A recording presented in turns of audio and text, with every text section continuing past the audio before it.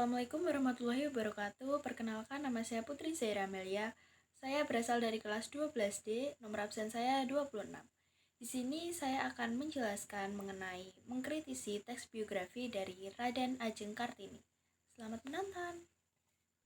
Raden Ajeng Kartini atau R.A. Kartini adalah seorang perempuan asal Jepara yang lahir pada 21 April 1879. Kartini merupakan keturunan bangsawan. Oleh karena itu, gelar Raden Ajeng disematkan kepadanya. Kartini merupakan putri dari Raden Mas Adipati Aryo Sosoningrat dan M.A. Mengasirah. Ayah Kartini adalah Bupati Jepara saat itu. Kartini adalah anak kelima dari 11 bersaudara. Berbeda dengan kebanyakan anak pribumi saat itu, Kartini berkesempatan untuk sekolah di Europese Lagere School atau ELS. Ini merupakan sekolah yang diperuntukkan bagi orang Belanda dan orang Jawa yang kaya.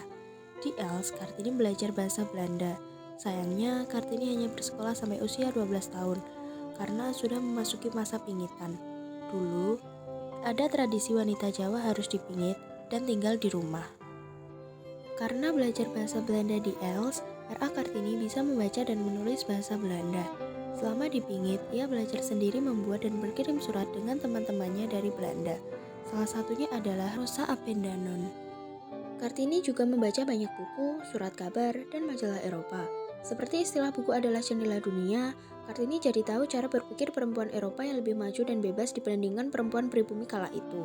Dari banyaknya buku, surat kabar, dan majalah yang ia baca, membuatnya berpikir untuk memajukan perempuan pribumi. Karena di masa itu, perempuan pribumi tertinggal jauh dan memiliki status atau stratifikasi sosial yang rendah. Menurutnya, perempuan pribumi harus mendapatkan kesetaraan, persamaan, dan kebebasan. Karena sedang dipingit, tidak banyak hal yang bisa dilakukan Kartini. Tapi surat-surat yang ditulisnya menjadi salah satu bentuk perjuangan. Ia menuliskan terkait gagasan-gagasannya baru mengenai emansipasi perempuan.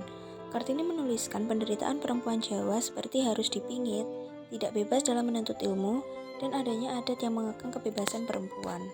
Pada tahun 1903, Kartini menikah dengan K.R.M. Adipati Aryo Singgi Joyo Adiningrat yang merupakan Bupati Rembang saat itu. Karena sudah menikah, gelar Raden Ajeng yang dimiliki Kartini berubah menjadi Raden Ayu. Meskipun sudah menjadi seorang istri, Kartini tetap ingin melanjutkan cita-citanya memperjuangkan kesetaraan perempuan dan menjadi guru. Suami Kartini mendukung dan memberi kebebasan terhadap cita-citanya.